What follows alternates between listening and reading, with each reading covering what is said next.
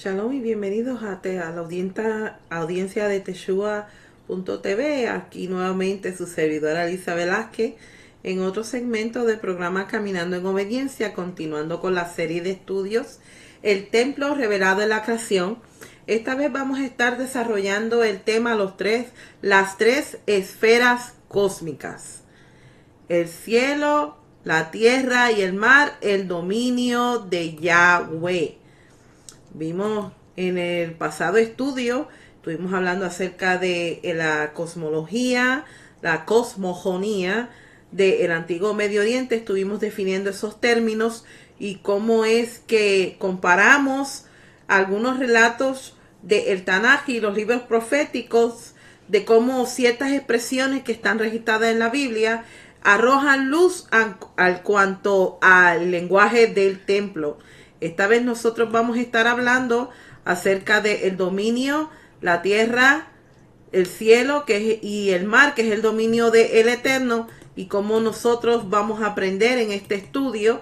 Para comenzar, quiero llevarles a las Escrituras. Siempre me gusta comenzar cada estudio con un texto bíblico, porque cuando nosotros vemos el lenguaje y lo aprendemos a reconocer, entonces se nos va a hacer más fácil la comprensión de estos términos abstractos, que es lo que estamos discutiendo a través de toda la serie.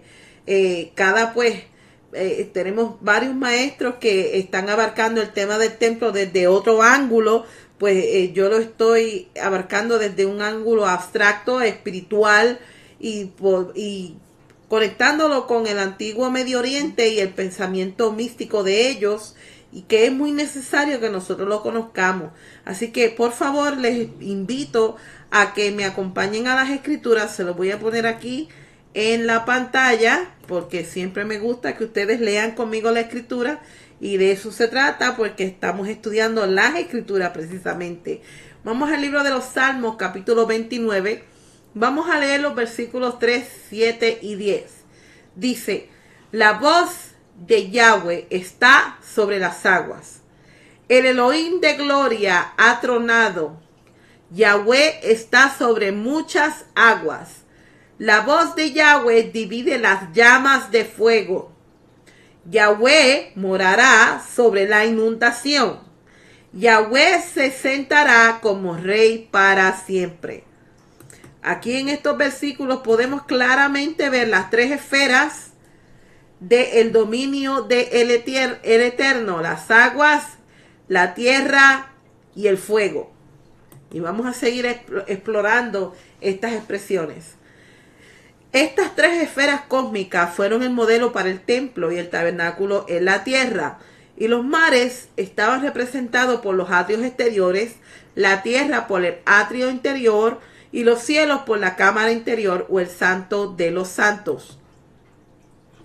Quiero citarles del libro Man and Temple in Jewish Myth and Ritual, página 108, del autor R. Pataik, que explica lo siguiente: el tabernáculo fue hecho para corresponder a la creación del mundo. El cielo, la tierra y el mar son casas con eje.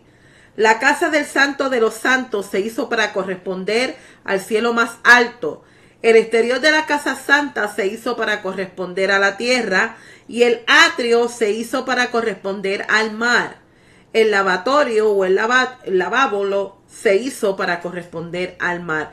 Claramente, según está explicando este autor en su libro, vemos aquí una comparación con las esferas cósmicas que rige el Eterno, conectándolas con la casa del Rey del Universo o el templo.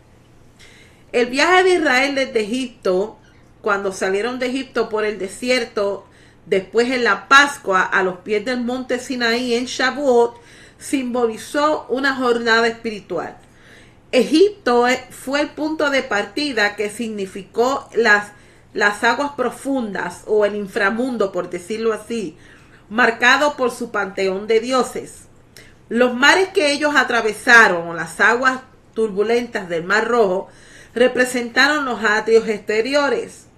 El desierto fue un hogar temporal de Israel en la tierra y simbolizó los atrios interiores. Y cuando llegaron al monte Sinaí, fue en la cima de la montaña donde el Eterno se manifestó. Esto representó el Santo de los Santos o el lugar santísimo. Cuando la nación redimida finalmente llegó a los pies del monte, era como si estuviesen preparados para entrar en el mundo fuera del tiempo y espacio conocido como la eternidad. Así que la peregrinación de 7 semanas les tomó de bajos niveles de santidad espiritual en el exilio en Egipto a niveles más altos en la montaña, donde se convirtieron un reino de sacerdotes. Josefo, en su obra Antigüedades de los Judíos, el tomo 3, en la página 181, él explicó lo siguiente: cuando Moisés diversificó el tabernáculo en 3 partes, se dio 2 de ellas a los sacerdotes como un lugar accesible y común dentro del marco de la santidad del Padre, y denotó a la tierra y el mar, que son lugares de acceso general a todos, pero él apartó la tercera división para el Eterno, porque el cielo es inaccesible a los hombres. Y esto tiene sentido.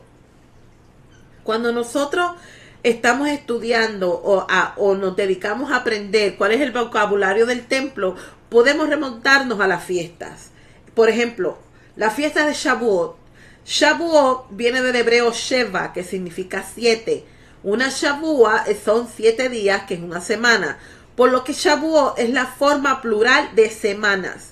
El lenguaje de construcción y dedicación de templo se expresa a través de un patrón de 7 en la Biblia.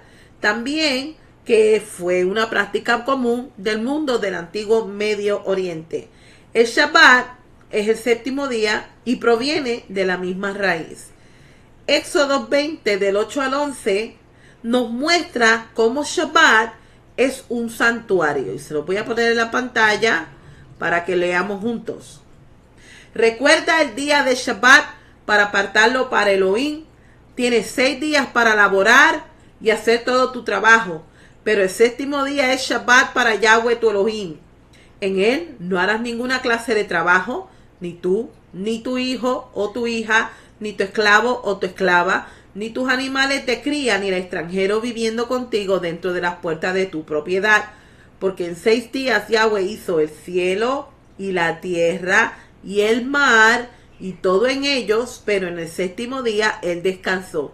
Por esta razón, Yahweh bendijo el día Shabbat y lo apartó para él mismo. Aquí vemos un patrón, no tan solamente de 7, sino también de las esferas cósmicas del dominio y reino de el Eterno.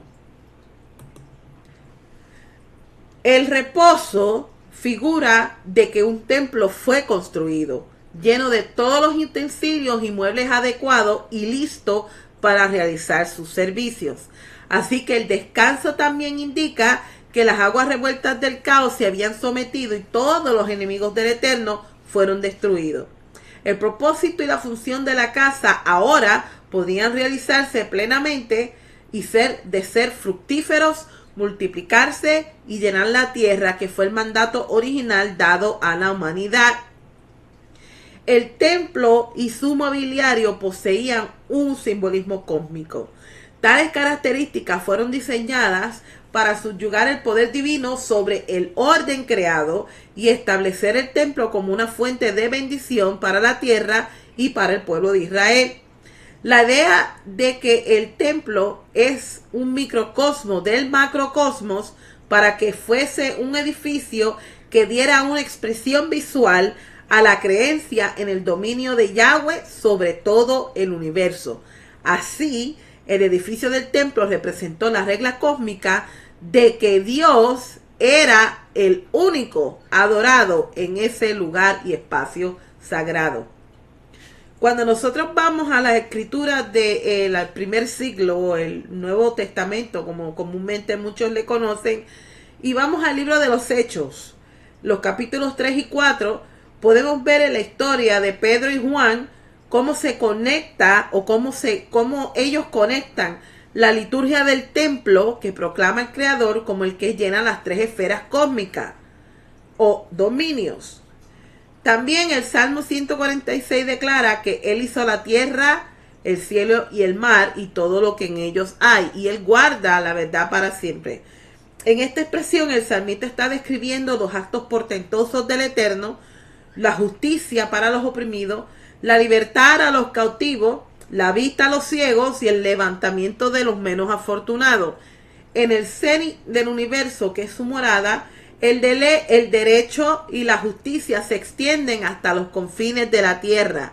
Y los que se habían reunido en el templo en ese día, volviendo otra vez al relato de Pedro y Juan, entendieron que el dominio de Dios sobre el cosmos y sobre los miserables dioses de este mundo en el espacio sagrado era la soberanía del Todopoderoso.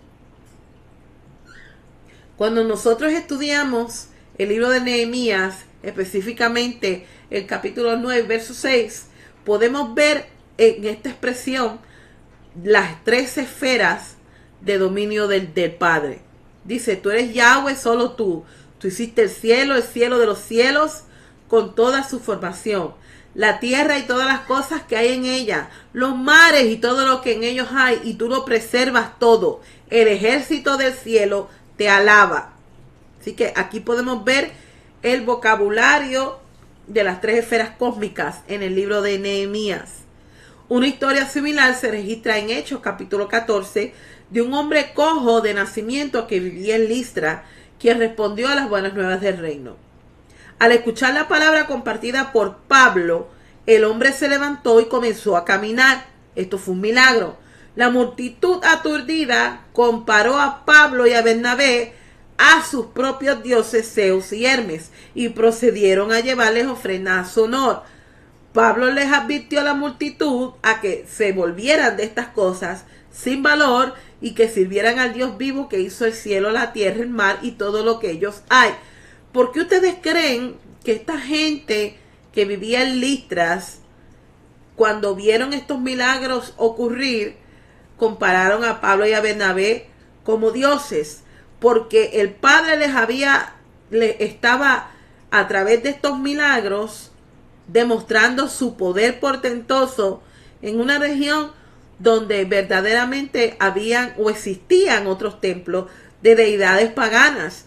Y al él demostrar su poder en público, entonces la gente podía ver que la deidad que estaba representando Pablo y Bernabé era una deidad poderosa. Por eso es que ellos querían darle ofrendas, teniendo el mismo concepto del antiguo Medio Oriente. Cuando nosotros vamos al libro de Revelación, en Revelación cita mucho del libro de Éxodo. Por ejemplo, cuando leemos Revelación 10, los versículos 5 y 6, que dice: entonces el ángel que vi parado sobre el mar y sobre la tierra, alzando su mano derecha hacia el cielo, las tres esferas cósmicas, juró por el que vive por siempre y para siempre, quien creó el cielo y lo que hay en él, la tierra y lo que hay en ella, el mar y lo que hay en él. Podemos identificar en este verso el vocabulario que apunta hacia el templo. Así que Revelación cita de Éxodo 20:11, haciendo un hincapié que Yahweh es el único Dios verdadero, quien tiene dominio sobre los tres reinos del cosmos, y su templo cósmico, el mundo fuera del tiempo, todos sus enemigos sean destruidos. Su casa y su trono son establecidos. Él ha llenado su casa de toda cosa buena, que tipifica la justicia, la equidad, la misericordia y la verdad. Habíamos hablado acerca del firmamento, lo que en hebreo se conoce como raquía. Cuando leemos el libro de los Salmos, y se los voy a poner en la pantalla para que me acompañen en la lectura. Salmo 150, los versículos 1 y 2, dice: aleluya, alaben a Yahweh en su lugar Macón Kadosh. Alaben en la bóveda celestial de su poder. Alábele por sus obras poderosas. Alábele por su grandeza inmensa. Aquí hay una expresión que está apuntando a la bóveda celestial, lo que en hebreo se conoce como el firmamento o raquía.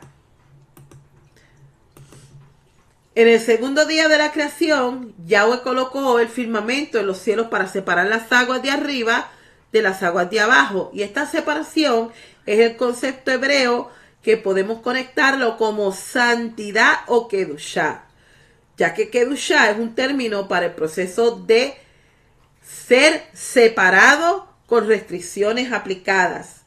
Y en el proceso de la creación se refiere cuando dos elementos, masculino y femenino, están apartados, o sea, separados, para una función y propósito específico. ¿Y cuál es esta función y propósito específico? Producir nueva vida. Ramban sugirió que Raquía fue uno de estos grandes misterios de la creación. Él lo explicó como una separación espiritual entre el mundo físico y el mundo eterno. Filo se refiere al firmamento como el límite entre las creaciones visibles e invisibles. Y el raquía lo que significa es martillar, aplanar o expandir. Era la vasta extensión sobre la tierra que refleja el azul de las aguas de arriba. Para que tengamos una mejor comprensión. El firmamento también se compara al velo delante del Santo de los Santos, que era el lugar donde los dos mundos se convertían en uno. Tras el velo, el lugar santísimo simbolizó el mundo eterno.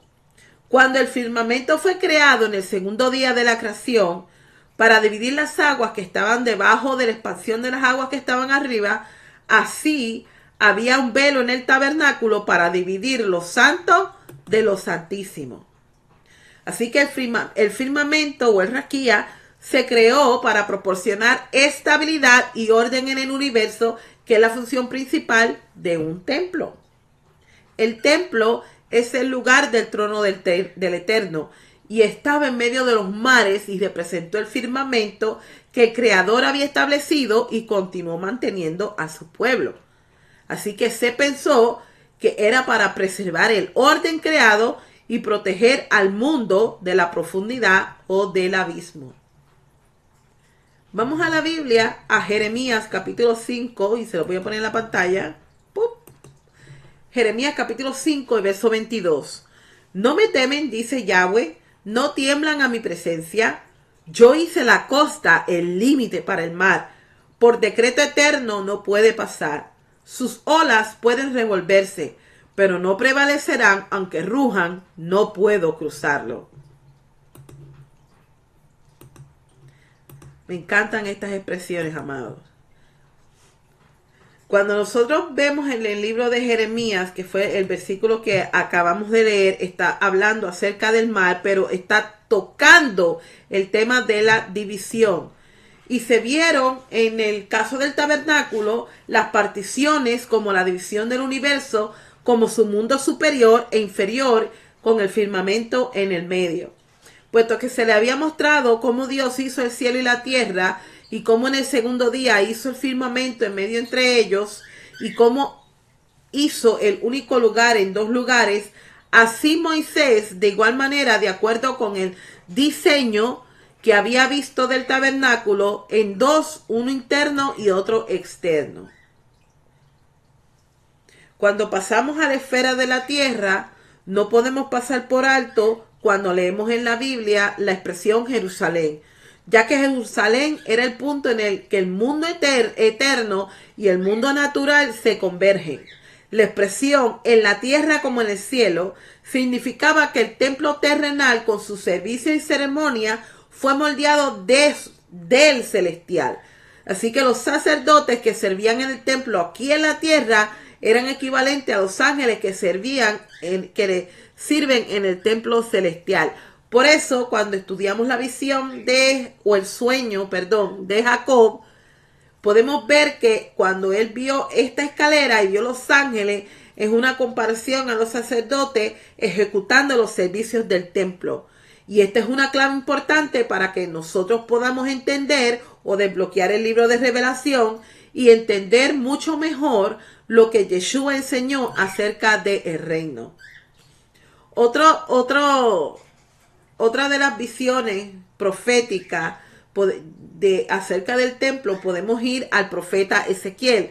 El profeta Ezequiel recibió una visión del templo de la creación desde el punto de vista del Santo de los Santos. Su mensaje profético fue dado para darle esperanza a los exiliados mientras estaban en Babilonia. La casa del Eterno será restaurada. Ese fue el mensaje principal. Y Ezequiel, en Ezequiel 24, de 15 al 18, lamentó la pérdida de su esposa, representando, lamentando o el lamento de la presencia divina del primer templo cuando él estuvo de luto. Y vio el templo de Elohim como una novia y una esposa, que era un entendimiento muy común en el mundo antiguo. Parte del lenguaje que se utiliza en el libro profético de Ezequiel es muy críptico y muy difícil de entender. Por ejemplo, cuando en el capítulo 1 se alude a las funciones del carruaje, esta es una visión única en el mundo eterno del Santo de los Santos, con su carruaje real sobre el pavimento de piedras de zafiro sobre este. Y les quiero mostrar esta lámina o una gráfica de una representación de la visión que de profeta Ezequiel en el capítulo 1, que está representando la visión del mundo del Santo de los Santos, o sea, la visión del Santo de los Santos en el mundo de fuera del tiempo y espacio, para que tengamos una idea de lo que estamos considerando en este estudio. Vamos a Ezequiel capítulo 1 para verlo o para leerlo. Y lo voy a poner en la pantalla. Allá está en la pantalla para que lo leamos juntos. Ezequiel capítulo 1, los versículos 26 al 28, dice: encima de la bóveda, o sea, raquía, que se está refiriendo al firmamento, que estaba sobre sus cabezas, había algo como un trono que lucía como un zafiro. Sobre él, encima de él, había lo que parecía una persona. Yo vi lo que lucía como un fuego color ámbar reluciente. En esta expresión es Shachmal, que es un tipo de ángel, radiando de lo que parecía ser su cintura hacia arriba. Hacia abajo de lo que parecía ser su cintura, vi lo que parecía ser fuego, dando luz brillante a todo su alrededor. Esta brillantez alrededor de él lucía como un arco iris en una nube en un día lluvioso. Esta era como la apariencia de la gloria de Yahweh, como lucía. Cuando yo lo vi, caí sobre mi rostro y oí la voz de alguien hablando. Cuando nosotros vemos y comparamos la visión del profeta de Ezequiel con Éxodo 26:33, podemos ver que el velo del templo separaba el lugar santo del lugar santísimo y fue tejido con los mismos colores que las vestiduras del sumo sacerdote: azul, escarlata, púrpura y lino.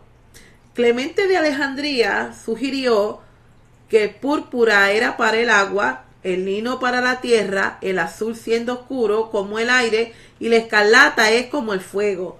Y ahora la vestidura del sumo sacerdote hecha de lino representó la tierra, que es el azul al cielo.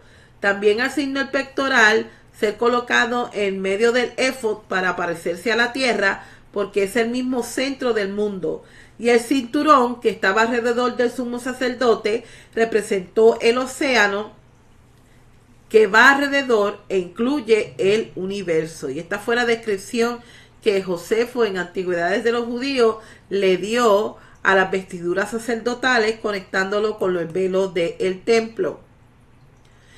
Una de las fuentes extras bíblicas que también habla acerca de las vestiduras sacerdotales es el libro de la sabiduría de Eclesiástico. Y pues yo soy muy cuidadosa al citar fuentes extras bíblicas, pero veo que esta fuente tiene una conexión con el tema que estamos tratando de desarrollar, por eso fue que la incluí en este estudio también. Por ejemplo, Eclesiástico 50, el verso 5 y el verso 11, está hablando acerca de la comparación de las vestiduras del sumo sacerdote con el templo como la casa del velo. Qué glorioso era rodeado de su pueblo cuando salía de la casa del velo. Cuando se ponía la vestidura de gala y se vestía sus elegantes ornamentos al subir al santo altar, llenaba de gloria al recinto del santuario. Entonces, estas palabras del escritor del libro de Eclesiástico están describiendo las vestiduras sacerdotales del sumo sacerdote. Según Josefo, en la obra La Guerra de los Judíos, el tomo 5, el velo lo que representaba era el cosmos, que fue bordado ornamentadamente como una imagen panorámica de los cielos. Pero antes de esas puertas había un velo de igual amplitud en las puertas. Era una cortina babilónica bordada en azul, de lino fino, de escarlata y de púrpura, de una contextura que era verdaderamente maravillosa. No estaba esta mezcla de colores sin su interpretación mística, sino que era una especie de imagen del universo. Por el color de escarlata que parecía haber representado el fuego, el lino fino a la tierra y el azul al aire y el púrpura al mar, y dos de ellas con sus colores el fundamento de esta semejanza.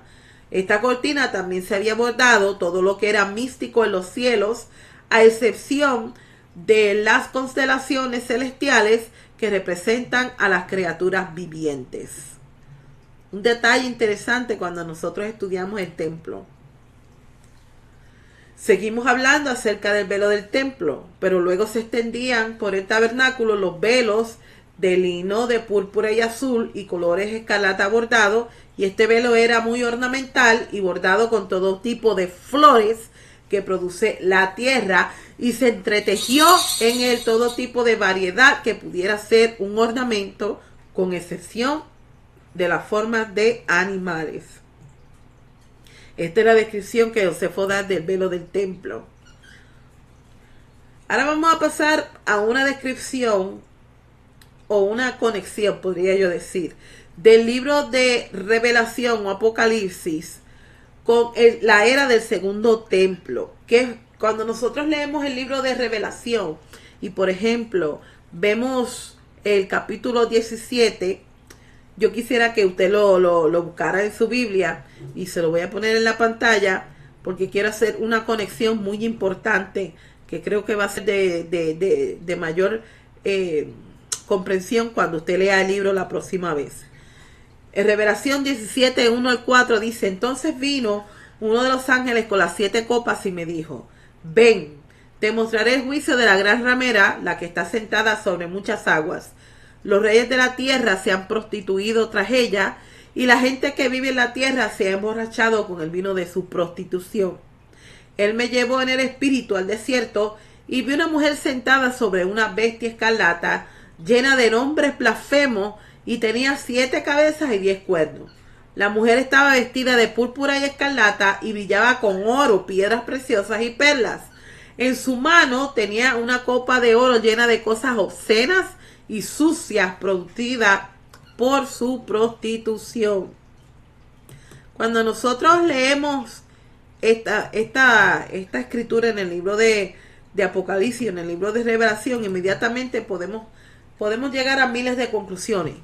Pero lo que les quiero mostrar es cómo es que el libro de Revelación, como habíamos discutido en otro estudio anteriormente, es un contexto que revela el lenguaje del templo.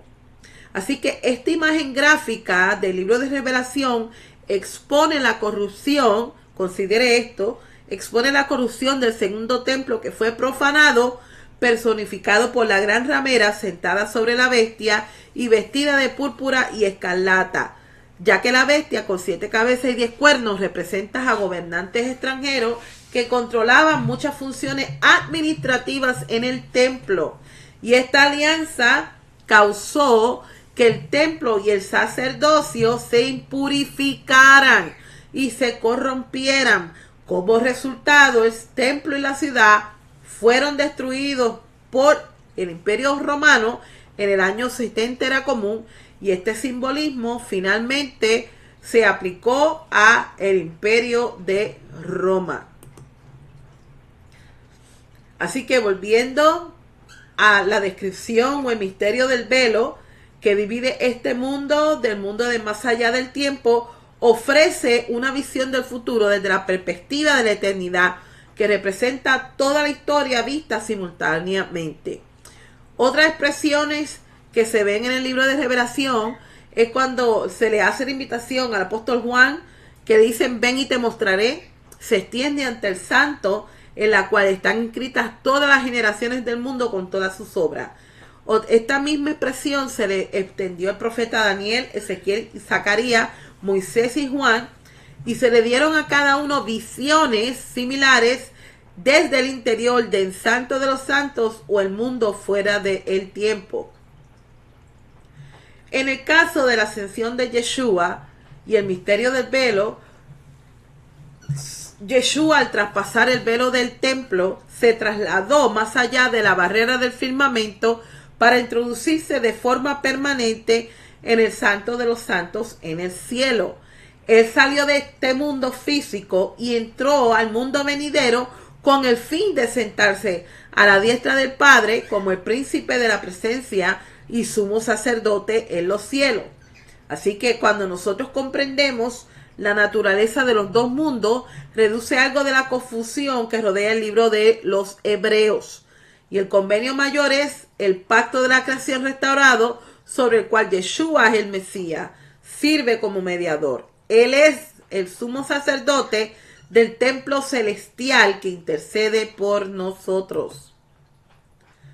Cuando entonces nosotros comprendemos este concepto y vamos al libro de Hebreos, entonces podemos ver cómo es que en vez de tener o sacar alguna conclusión errada, vemos cómo Yeshua, como sumo sacerdote, traspasó el más alto cielo para finalmente abrir esa brecha y podamos acercarnos mediante el sacrificio que él hizo y la expiación de su sangre que colocó sobre el altar en el lugar santísimo celestial.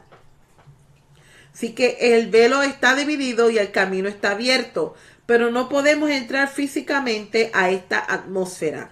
Así que el papel principal del Espíritu Santo es atravesar este portal entre el cielo y la tierra para darnos acceso al trono.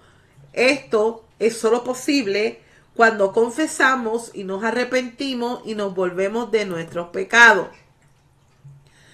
Cuando nosotros leemos en el libro de los Salmos, ahora vamos para el libro de los Salmos, porque quiero desarrollar acerca del tema del diluvio, ¿no? Ya nos estamos moviendo a otra esfera cósmica, que es la esfera de las aguas. Vemos aquí en el Salmo 107, y se los voy a poner en la pantalla, porque a mí me gusta que usted lea conmigo, amado. De esto se trata, de estudiar juntos. Salmo 107, los versículos 25, 26 y 28 al 30 dice: porque a su palabra se levanta el viento tempestuoso que causa un gran oleaje. Los marineros suben hasta los cielos y entonces descienden hasta los abismos. Sus almas se derriten por la aflicción. En su aflicción claman al Eterno y Él los rescata de su desgracia. Él ordena la tempestad y se calma a una brisa suave y se regocijan cuando el mar se calma. Entonces los trae con seguridad a su puerto deseado. Cuando nosotros ya estamos familiarizados con este lenguaje, podemos darnos cuenta de las esferas cósmicas. ¿Qué hacemos cuando el enemigo viene como un diluvio? Eso es una muy buena pregunta. Las tormentas de la vida están en su apogeo con mayor intensidad. Mientras más los días pasan, somos amenazados como olas tras olas que vienen a angustiarnos y a crear incertidumbre en nuestras vidas. Y el mundo actual está lleno de angustia y dolor incalculable. Y esto lo sabemos. Todos los días pasa algo terrible. Las obras de la carne siguen destruyendo el género mismo de la sociedad. Algunos han dejado su primer amor y corren tras dioses de este mundo. Y a menudo se siente como si el enemigo tuviera un control total, mientras que el pueblo de Elohim está derrumbado. Muchos temen que Dios ha eliminado su cobertura protectora y ahora toda la furia de las aguas inciertas del caos se han desatado. Y algunos se ahogan en la ansiedad, en la preocupación, en la duda, en el miedo, se cansan de batallar, incluso las familias más fuertes se ven devastadas y otros simplemente pierden la esperanza. Entonces, trayéndolo a un marco espiritual, pudiéramos decir que estamos en medio de un caos, de un diluvio que está afectando nuestro estado emocional. Y con el fin de reconstruir la casa, el enemigo primero debe ser derrotado. Así que la batalla real tiene lugar, ¿usted sabe dónde? Aquí, en la mente. Y es donde nuestra lucha debe empezar. Y esto requiere, como dice la palabra del Señor, que llevemos cautivo todo pensamiento a la obediencia al Mesías. Y Pablo nos recuerda a no conformarnos al pensamiento de este mundo, sino que nos transformemos diariamente por el medio de la renovación de nuestra mente. Porque la mente es el campo de batalla donde nuestros más grandes éxitos y nuestros mayores fracasos se llevan a cabo. Si nos quedamos estancados, entonces vamos a ser víctimas de este diluvio que el enemigo trae para encasillarnos. La palabra de el Eterno en Hebreos 4:12 identifica a la palabra de Dios que es viva y ejerce poder y que está obrando y es más afilada que una espada de dos filos, que corta aún a través de donde el alma se encuentra con el espíritu y las coyunturas se encuentran con los tuétanos, y es rápida en juzgar las reflexiones internas y actitudes del corazón. Entonces, estar llenos con la palabra de Dios es nuestra clave para nosotros vencer este diluvio espiritual, no de una manera frívola o superficial, sino con una disciplina diaria. Y a muchas personas les cuesta esto. Algunos no entienden o simplemente no han experimentado el poder sobrenatural de la palabra de Dios, que es el poder de la sanidad, el ser transformados, de ser rescatados, de dar a luz nueva vida. Por eso necesitamos ejercer razonamiento y reforzar nuestras puertas mentales, que deben formar parte de nuestro entrenamiento diario. Todo debe ser juzgado antes de permitirle la entrada a la casa, a la mente. Por eso es que muchas veces nosotros sufrimos ataques emocionales que nos derrumban porque hemos descuidado estas puertas. Los salmos son un excelente lugar para concentrarnos diariamente y poder estudiarlos intensivamente. Vamos a descubrir el lenguaje del templo y muchas otras cosas, porque representan las más profundas expresiones del corazón humano y cubren toda gama de emociones. Comunican el deseo sincero del alma por Dios y nos recuerdan de su amor y preocupación por los quebrantados de corazón y los abatidos de espíritu. No es coincidencia que son incluidos como himnarios o fueron incluidos como himnarios en la era del Segundo Templo, porque los salmos juegan un papel vital en los servicios, ceremonias y ofrendas. Por ejemplo, sabe usted cuáles son las canciones de ascenso, las 15 canciones de ascenso? ¿No las sabe? Son los salmos del 120 al 134.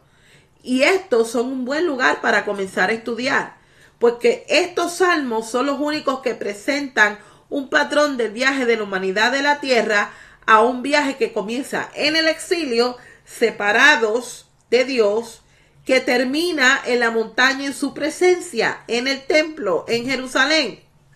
Por ejemplo, el Salmo 15, de acuerdo con los sabios, representa el nivel más alto de adoración. 15 es el valor de su nombre Yah. Y la estructura de adoración del templo está edificada alrededor del número 15. 15 escalones para poder ascender. Hay 15 pasos del ceder en la Pascua. 15 pasos antes de la puerta Nicador, donde el coro levítico se paraba a cantar en los 15 canones que conducían al atrio de las mujeres, lo que corresponde a las 15 canciones graduales donde estaban los levitas con sus instrumentos musicales y cantaban. Por tanto, si los salmos expresan y abarcan toda una gama de emociones, es un buen lugar para comenzar y fortalecer las puertas de nuestra mente y nuestro espíritu. Por ejemplo, la bendición arónica se compone de 15 palabras y habían 15 superintendentes que supervisaban la operación diaria del templo. Las 15 canciones de ascensión se cantaban mientras los feligreses se dirigían a Jerusalén en las 3 fiestas de peregrinación de Pesach, Shavuot y Sukkot. Se ha sugerido también que los salmos fueron cantados por los exiliados que regresaron de Babilonia mientras hacían su ascenso a Jerusalén. Nuestro viaje espiritual está destinado a llevarnos cada vez más cerca de la presencia del Padre. Pero si no tomamos en serio nuestra vida mental acá, si fallamos en recalibrar nuestros pensamientos y llevarlos cautivos a la obediencia mediante el Mesías, podemos encontrarnos en el exilio y estar fuera de su presencia. ¡Wow! Eso es algo poderoso. Salmo 121, uno de mis salmos favoritos. Oh, yes, aleluya. Dice, levanto mis ojos a los montes. ¿De dónde vendrá mi socorro? Mi ayuda viene de Yahweh, creador del cielo y de la tierra. Estas palabras del salmista nos recuerdan las promesas de Dios para de una forma continua vigilar y proteger nuestras almas y para que siempre nos guardemos de todo el mal. Otro salmo, Salmo 122, habla de la unidad de las tribus de Israel en la ciudad de unidad Jerusalén, el lugar donde se instalarán los tronos de la casa de David. Otro salmo, Salmo 125, nos recuerda que como las montañas rodean a Jerusalén, Yahweh rodea a su pueblo, ahora y para siempre. Como Jerusalén tiene montes alrededor de ella, así Yahweh está alrededor de su pueblo. ¿Sabía usted que ese era el Salmo 125? Si no lo sabía, ahora lo sabe. Otro salmo, Salmo 127, declara que si Yahweh no construye la casa, en vano edifican los trabajadores. O sea que estas canciones de ascensión, que forman parte de la liturgia del templo, en última instancia están vinculadas a la recreación o la restauración de toda la creación. Somos un cuerpo con muchos miembros y todos de alguna forma estamos interconectados, pero cada miembro tiene su propia función y propósito específico en la construcción de la casa, y conocer nuestro propósito y llamado es un gran don y regalo, y aceptarlo se incluirá en el centro de su voluntad, el lugar más seguro y más tangible en la tierra. Cuando vengan las tormentas y los torrentes golpeen la casa, que no sea sacudida, porque está bien construida. Está construida sobre una base firme, y esa base firme es Yeshua, nuestra piedra angular. Bendito sea el nombre del Eterno. Para concluir, hermanos, vamos a concluir con un salmo, el Salmo 124. Yo lo voy a poner en la pantalla para que todos lo lean conmigo, y ahí yo me emociono cuando leo los salmos. Si Yahweh no hubiera estado por nosotros, cuando hombres se levantaron para atacarnos, entonces cuando la ira de ellos se encendió contra nosotros, nos hubiera tragado vivos cuando su ira se encendió contra nosotros. Entonces nos habrían ahogado las aguas, nuestras almas habrían quedado bajo el torrente. Sí, las aguas enfurecidas hubieran barrido sobre nuestras almas. Bendito sea Yahweh, que no nos dejó para ser presa para sus dientes. Nuestras almas fueron libradas como pájaros de la trampa del cazador. La trampa se rompió y nosotros hemos escapado. Nuestro socorro es en el nombre de Yahweh, que hizo el cielo y la tierra. En este salmo podemos ver las tres esferas cósmicas desde el punto de vista del salmista, conectándolo al templo, el lugar de descanso, el lugar de morada del Rey del universo. Fíjese que los salmos, como acabamos nosotros de estudiar, no tan solamente nos ayudan a fortalecernos espiritualmente, sino que también declara la gloria del Eterno y nos muestra y nos conecta con el templo, la ceremonia y los rituales que se hacen en este. Cuán importante es que nosotros estudiemos las escrituras desde este contexto, ya que ahora cuando usted aprenda estas expresiones y los lea en los salmos, se va a abrir un entendimiento con la ayuda del Padre. Yo espero que este estudio haya sido de bendición, hermanos. Yo estoy muy contenta por el privilegio que el Padre a mí me ha otorgado de poder enseñarles estos conceptos en nuestro idioma español. Gracias primeramente al Padre, después nuestro hermano Rico, quien hizo la conexión con la autora Dina Dye, y le damos las gracias al Padre Celestial, que sigue levantando hombres y mujeres que abran la brecha en este tiempo para que el cuerpo del Mesías se levante y aprenda a conocer la casa de nuestro Rey. Muchas gracias por su tiempo. Sigan conectados a teshuva.tv y espero que este estudio haya sido de bendición para sus vidas. Continúe